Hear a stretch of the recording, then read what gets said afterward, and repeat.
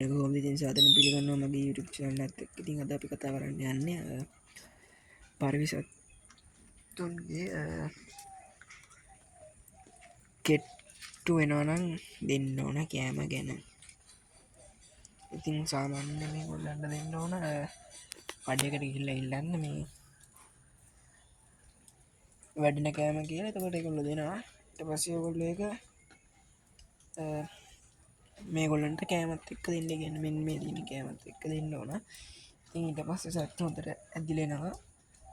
ඉතින් සාමාන්‍ය දවසට දෙපාරක් විතර දුන්නා නම් හොඳම ඇති. ඉතින් සත්තුන්ට සෙම එහෙම තියෙනවා නම් දෙන්න ඕන පාමිසි පෙති ජාතියක් තියෙනවා. ඒ ගිහිල්ලා දෙන්න ඕන වතුරට දාලා. ඉතින් ගොඩක්ම සත්තු කෙට් වෙනවා නම් අර මං කිව්ව විදියට කඩේකට ගිහිල්ලා වැඩින කෑම කියලා ඉල්ලලා සත්තුන්ට දෙන්න. ඉතින් එහෙනම් වීඩියෝ එක හොඳ නම් ලයික් කරන්න.